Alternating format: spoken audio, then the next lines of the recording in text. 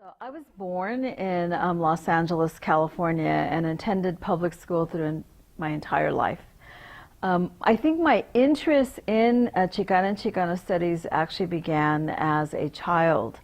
My parents were very conscious of telling us our cultural and historical stories at home about who we were. My mother had a saying that we would never be proud of anything we accomplish in life if we're not first proud of who we are. And that's exactly what she meant, who we were as, Mexicanos, Mexican American, and Chicanos in this country.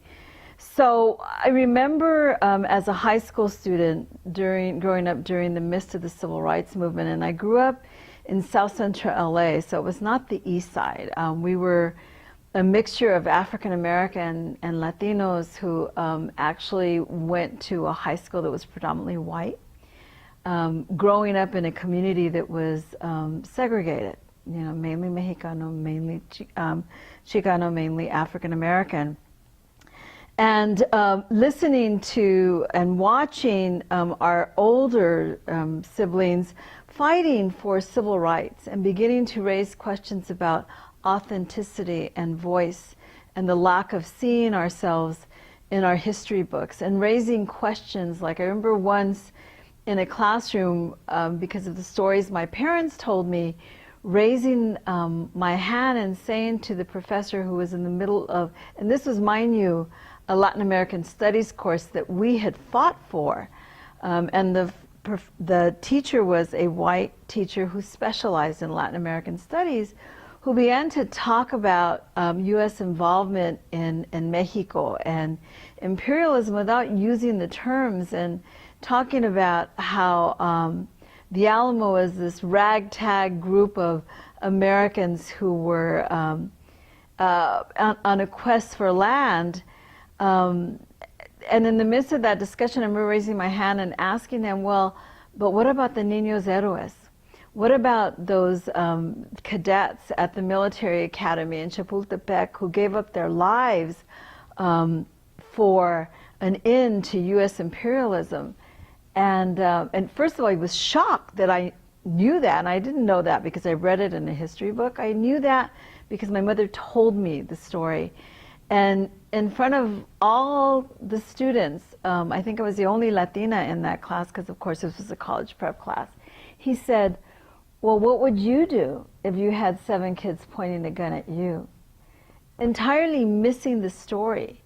And so based on that, a number of us began to organize at the high school for authenticity in a Mexican American studies class. And we organized a walkout. We began to ask for it. So I think my involvement began in high school and trying to secure this one class. I majored in Chicano studies in college.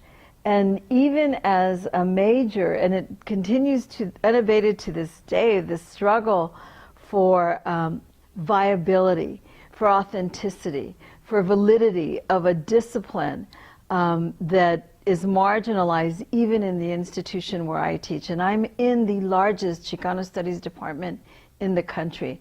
I am absolutely ecstatic that I found a home in this department, but I recognize that it continues to be marginalized in the larger academy, and that until then, we're teaching the old adage about teaching against the grain. That's exactly what we do. We do scholarship against the grain, and we uncover the voices of our people historically and at the present time. So it's a multiplicity of disciplines housed in Chicano studies.